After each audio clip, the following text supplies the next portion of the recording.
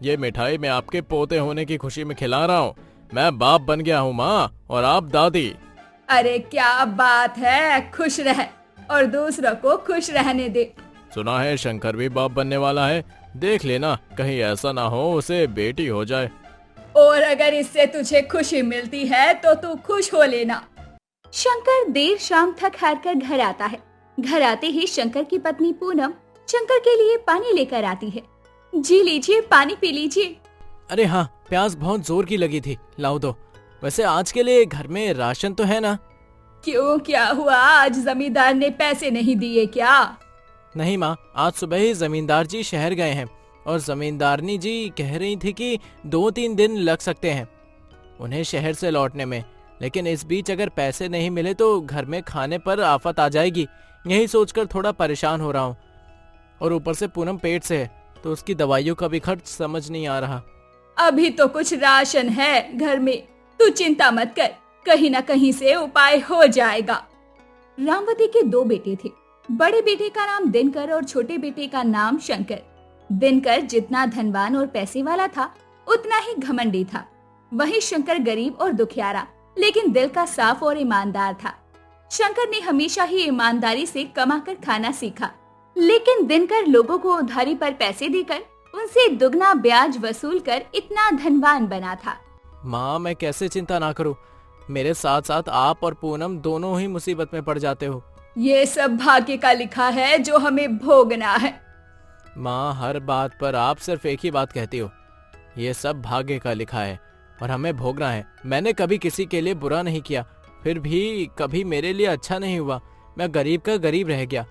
लेकिन दूसरी तरफ मेरा भाई दिन ब दिन धनवान होता जा रहा है और आप भी जानती हैं कि वो किस तरह से पैसे कमा रहा है। तभी तो कह रही हूँ, सब भाग्य में लिखा होता है और सबको भाग्य का लिखा भोगना होता है। कभी अच्छा तो कभी बुरा, इसे हम बदल नहीं सकते। रामवती अपने छोटे बेटे शंकर के साथ रहती थी। शंकर अपने परिवार को अच्छे से पाल रहा था। उससे जितना होता वो उतनी मेहनत करता। एक रोज दिनकर अपनी माँ को मिठाई खिलाने आता है। नहीं नहीं, मुझे नहीं चाहिए तेरा कुछ भी। तू अपनी खुशी अपने पास रख। जरूर तू अपने पैसे का रौब दिखाने आया होगा। एक दिन मिठाई खिलाकर तू मुझे साबित क्या करना चाहता है? ये मिठाई मैं आपके पोते होने की खुशी में खिला रहा हूँ। मैं बाप बन गया हूँ माँ, और आप दादी। अरे क्या बात है, खुश रह और दूसरों को खुश रहने दे। सुना है शंकर भी बाप बनने वाला है, देख लेना कहीं ऐसा ना हो उसे बेटी हो जाए। और अगर इससे तुझे खुशी मिलती है तो तू खुश हो लेना। अरे मुझे तो उससे कोई लेना देना ही नहीं है, वह तो मुझसे ना जाने क्यों चलता है। अरे मैं भी तो अपने परिवार के लिए ही कर रहा हूँ, जिस तरह वो अपने परिवार के लिए कर रहा है। लेकिन तुम दोनों में जमीन आसमान का फर्क है। मेरा शंकर मेहनत करके ईमानदारी से अपना परिवार चला रहा है, लेकिन तू बेईमानी से गरीबों का पैसा लूट कर अपना परिवार चलाता है। अभी मेरे सामने से चला जा, कहीं ऐसा ना हो मेरे मुंह से कुछ और निकल जाए। हाँ हाँ, जा ही रहा हूँ। वैसे भी आपकी बड़ी बहू कह रही थी कि माँ जी को बिल्कुल भी खुशी नहीं होगी, और ये तो साफ नजर आ रहा है। दिनकर इतना बोलकर वहाँ मिठाई का डब्बा फेंक कर चला जाता है। दिनकर के जाने के बाद पूनम घर से निकलती है और अपनी सास से कहती है, माँ जी आप ठीक तो है ना? हाँ ठीक हूँ। कभी कभी तो मुझे लगता है इस कपूत को मैंने अपनी कोख से जन्म दिया ही क्यों। कितना घमंड है इसके अंदर। सारा गांव जानता था कि दिनकर ब्याज पर पैसे लगाकर लोगों से दुगने पैसे वसूल करता है, और लोगों की भी मजबूरी थी। किसी को अपनी बेटी की शादी करनी थी तो किसी को अपने बूढ़े माँ बाप का अंतिम संस्कार, जिसके लिए उन्हें पैसे चाहिए थे। और बेचारे गरीब लोग दिनकर से पैसे लेकर उसे दुगना ब्याज देते थे, और कोई अगर पैसे चुका नहीं पाता तो उसे अपनी जमीन दिनकर को देनी पड़ती। एक रोज देर शाम शंकर घर लौट रहा होता है। तभी दिनकर अपनी बड़ी सी गाड़ी रोककर शंकर से कहता है, अरे शंकर, चल तुझे घर छोड़ देता हूँ। इतनी दूर चलकर जाएगा? मुझे चलने की आदत है भैया, आप चिंता मत कीजिए, आप घर जाइए। हाँ हाँ, वैसे भी तू अगर मेरी गाड़ी में बैठेगा तो मेरी गाड़ी गंदी हो जाएगी। खैर ठीक है, चलता हूँ। और ये गाड़ी मैंने अपने और अपने परिवार के लिए ली है, तुझ जैसे गरीबों के लिए नहीं। इतना कहकर दिनकर वहाँ से चला जाता है और शंकर उदास होकर घर की तरफ आता है। और हर दिन की तरह हाथ मुंह धोकर खाना खाने बैठ जाता है। तभी अचानक उसकी पत्नी पूनम के पेट में तेज दर्द होता है, जिसे शंकर जल्दी से हॉस्पिटल लेकर जाता है। कुछ घंटे बाद पता चलता है कि शंकर पिता बन गया है। अरे बेटा, तू बाप बन गया और मैं दादी। बहू ने बेटी को जन्म दिया है। क्या बेटी? भगवान को यही भी तरस नहीं आया। इस गरीब घर में मैं खुद खाऊंगा या उसकी शादी के लिए सोचूंगा? ऐसा नहीं बोलते बेटा, बेटियां तो सौभाग्य से पैदा होती हैं और घर की लक्ष्मी होती है। क्या पता इसके आने से तेरी किस्मत बदल जाए। मैं इन सब बातों को नहीं मानता माँ। आपने भैया को देखा है ना, उनका बेटा हुआ है और वो कितना खुश हैं। अरे बेटी तो उनके घर में होनी चाहिए थी। उन्हें तो इतना पैसों का घमंड है कि उनकी एक नहीं कई बेटियां हो, तब उन्हें उनकी शादी करते करते पता चलेगा। तू भी ना जाने कैसी बातें कर रहा है। अरे इस खुशी के मौके पर तू क्या बोले जा रहा है। रामवती अब अपनी बहू को अगले दिन घर लेकर आती है। बहू के साथ उसकी नन्ही सी बेटी भी घर आती है, जिसे शंकर ने अब तक देखा भी नहीं था। शंकर अगले ही दिन काम पर निकल जाता है और रामवती अपनी बहू की देखभाल कर रही होती है। माँ जी, अब तक उन्होंने अपनी बेटी को देखा तक नहीं है। इतनी भी क्या नाराजगी कि वो अपनी बेटी को देखना भी नहीं चाहते। बहू वो थोड़ा परेशान है, घर की सारी जिम्मेदारियां हैं ना उसके सर पर। और तू तो जानती है, दिनकर हमेशा उसे गरीबी का ताना देता रहता है, जिसकी वजह से भी उसे बुरा लगता होगा। एक ही माँ के दो बेटों की किस्मत कितनी अलग अलग है। माँ जी, आप ठीक कह रही हैं। उन्हें थोड़ा वक्त देना चाहिए, वो खुद ही ठीक हो जाएंगे। ऐसे ही समय बीत रहा था। शंकर की बेटी अब 15 दिन की हो चुकी थी। एक रोज दिनकर शंकर को बाजार में मिलता है और फिर उसे अपनी अमीरी का ताना देते हुए उससे कहता है, अरे शंकर, तूने मुझे बताया भी नहीं, मैं ताऊ बन गया और तू पिता। लेकिन मुझे सुनकर बहुत दुख हुआ कि तेरे घर में बेटी ने जन्म लिया है। एक तो पहले से तुम लोगों के खाने पीने पर लाले पड़े हुए हैं, ऊपर से बेटी ने घर में जन्म ले लिया। कितनी चिंता वाली बात है। वो सारी दिक्कत परेशानी मेरी है भैया, आपको चिंता करने की कोई जरूरत नहीं है। मेरी बच्ची है, मैं देख लूंगा। दिनकर अपने भाई शंकर को गरीबी का ताना देने का कोई मौका नहीं छोड़ता। एक रोज शंकर सुबह सुबह घर से काम के लिए निकलता है और देर शाम खेत से काम करके लौट रहा होता है। तभी शंकर अचानक से जमींदार को चिल्लाते हुए देखता है, बेटा बचकर, तेरे पीछे सांप है। अरे नहीं, कोई तो मेरे बेटे को बचाओ। पिताजी बचाइए मुझे, पिताजी बचाइए मुझे, ये सांप मेरी तरफ तेजी से बढ़ रहा है, पिताजी। क्या कहा? सांप?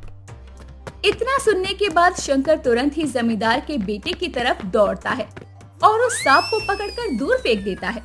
और ये देखकर जमींदार की जान में जान आती है और जमींदार भागता हुआ आता है और अपने बेटे को सीने से लगा लेता है और शंकर के सामने हाथ जोड़कर शंकर से कहता है, तुमने मेरे इकलौते बेटे की जान बचाई। तुम्हें पता नहीं है तुमने मेरे लिए कितना बड़ा उपकार किया है। मेरा बेटा मेरी शादी के 10 सालों बाद कई मन्नतों के बाद हुआ है। मालिक, ये तो मेरा कर्तव्य था कि मैं अपनी जान पर खेलकर अगर किसी की जान बचा सकूं तो मैं वो जरूर करूंगा। अब तक मैं सुनता था कि तू ईमानदार है, नेक दिल का है, लेकिन आज देख भी लिया शंकर, सच में तू एक बहुत अच्छा इंसान है। जी मालिक, ये तो आपका बड़प्पन है जो आप ऐसी बातें कर रहे हैं। मैं तुझे बताना भूल गया कि मैं अगले 10 दिन बाद विदेश जा रहा हूँ अपने पूरे परिवार के साथ, क्योंकि मैं अपने इकलौते बेटे को विदेश में रखना चाहता हूँ और वहीं की पढ़ाई लिखाई और परिवार देना चाहता हूँ। इसलिए अब हमारा गांव आना जाना नहीं होगा और आज तूने सचमुच में मेरा दिल खुश कर दिया, इसलिए मैं अपने इस घर को तेरे नाम करता हूँ। जमींदार अपने परिवार के साथ विदेश जाने वाला था और विदेश जाते जाते उसने शंकर की किस्मत ही बदल दी। शंकर को अपना महल जैसा घर दे दिया। वहीं जब इस बारे में शंकर की पत्नी और माँ को पता चलता है तो वो भी बहुत खुश होते हैं। देखा, मैंने कहा था ना, भाग्य का लिखा कोई नहीं मिटा सकता। भाग्य में जो लिखा होगा वो कैसे भी मिल जाएगा और उसे हमें भोगना है।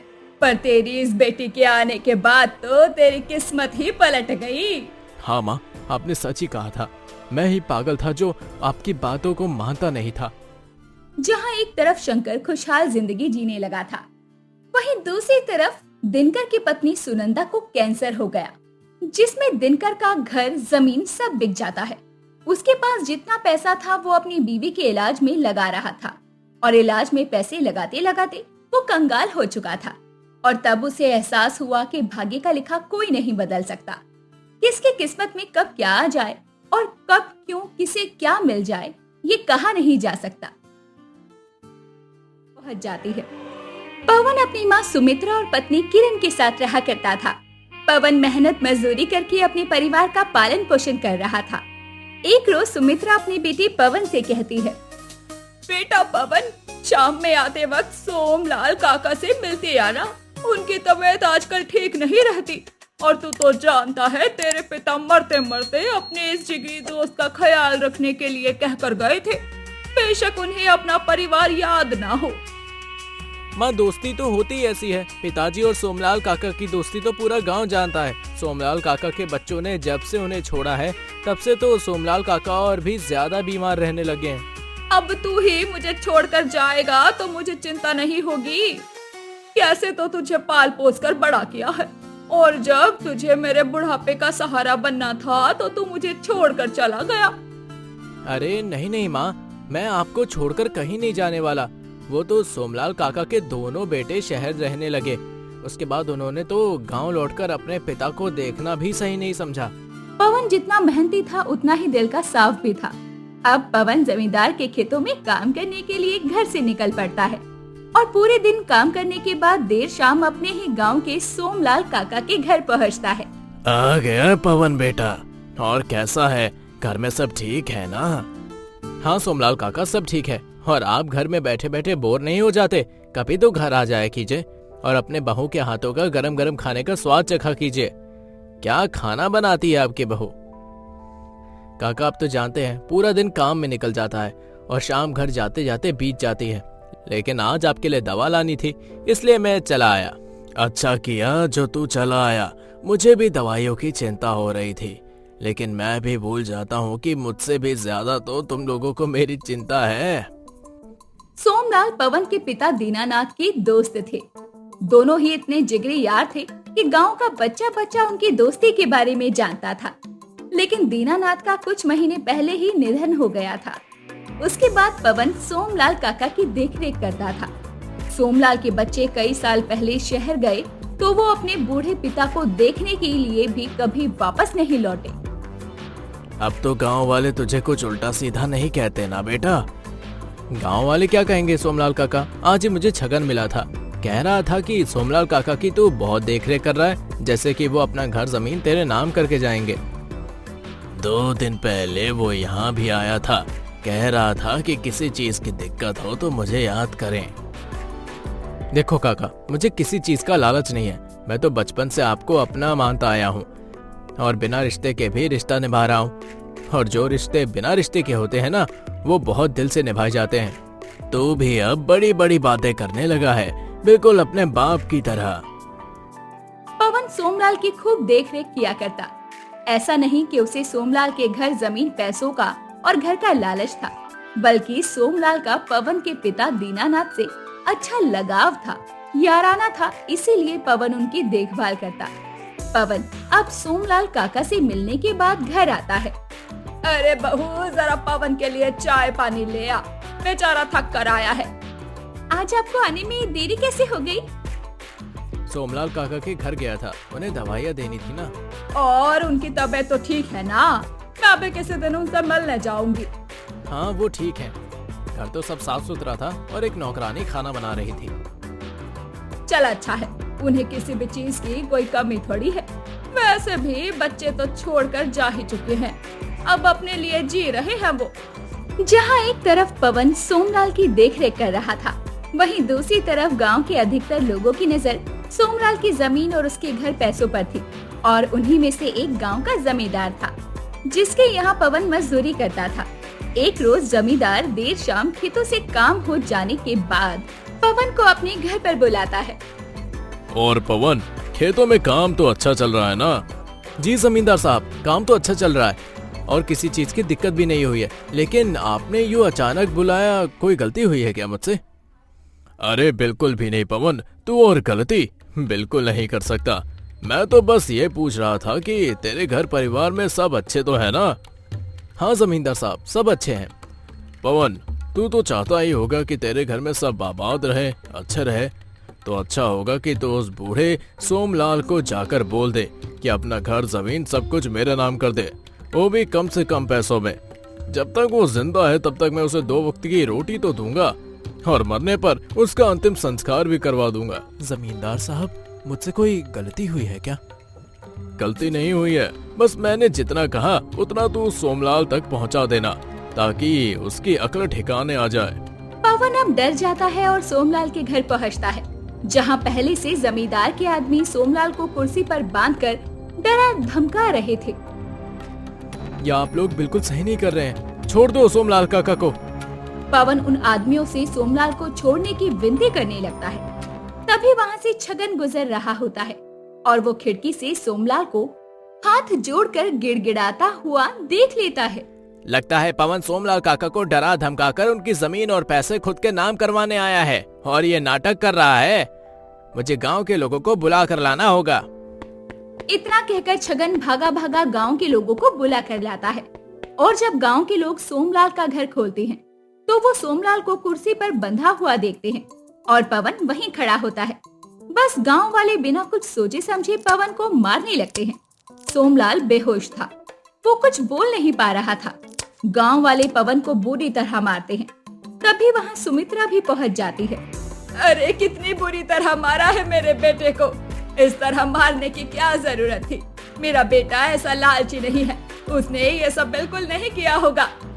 हाँ, मेरे पति बिल्कुल ऐसे नहीं है, माँ जी बिल्कुल ठीक कह रही है। अभी सोमलाल काका को होश में आने दो, दूध का दूध और पानी का पानी हो जाएगा।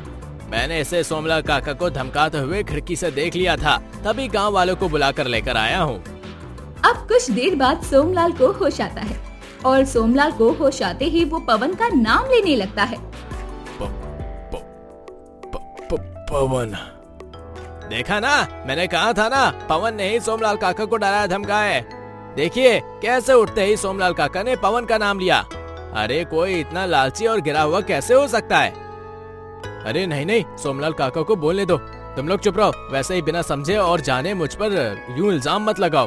तुम लोगों ने मुझे इतना मारा है कि मैं काम करने लायक नहीं रहा हूँ। पवन ने मुझे डराया धमकाया नहीं, बल्कि वो तो जमींदार के आदमियों से मुझे बचाने आया था, लेकिन तुम लोगों ने उसे ही आरोपी बना दिया। और जमींदार के आदमी यहाँ जिस काम से आए थे वो तो मैंने होने नहीं दिया। अब मैं अपना घर, जमीन, पैसा, सारी चीज पवन के नाम करता हूँ और ये महल जैसा घर भी। क्या इतना मार खाने के बाद इसे इतना कुछ मिल रहा है? इससे अच्छा तो कि मैं ही इसके बदले मार खा लेता। अरे मेरे बेटे जैसा ईमानदार और साफ दिल भी तो होना चाहिए ना वे तेरा। मैं यहाँ मौजूद सभी लोगों के सामने कह रहा हूँ, मेरा घर, पैसा, सब कुछ पवन का हुआ आज से, और वही मेरा अंतिम सहारा है। अरे सोमलाल काका, मुझे भी याद कर लो, मैं भी आपका अपना ही हूँ और मैंने भी आपकी कम सेवा नहीं की है। सारे गांव वाले जानते हैं तू कैसा है और तूने ही मेरे बेटे को इतनी बुरी तरह पिटवाया है। बिल्कुल भी नहीं सोमलाल काका, मुझे आपका घर, जमीन, पैसा कुछ नहीं चाहिए। मुझे किसी चीज का लालच नहीं है। मुझे पता है, तभी मैंने अपना घर, पैसा, जमीन सब कुछ तेरे नाम किया है, वरना आसपास लालच करने वाले लोगों की भीड़ लगी है। कहीं सोमलाल काका आप मुझे देखकर तो ये ताने नहीं दे रहे? आज पहली बार सही समझ आया है तुझे। गरीब पवन और उसके परिवार को सोमलाल का सहारा मिलता है और सोमलाल, जिसके बच्चे काफी सालों पहले उसे छोड़कर जा चुके थे, उसकी जायदाद, घर और जमीन सोमलाल पवन के परिवार के नाम कर देता है, जिस पर गांव के अधिकतर लोग घात लगाए हुए थे। ऐसी ही और भी कहानियां देखने के लिए हमारे चैनल गुब्बू टून्स को सब्सक्राइब करना बिल्कुल ना भूलें।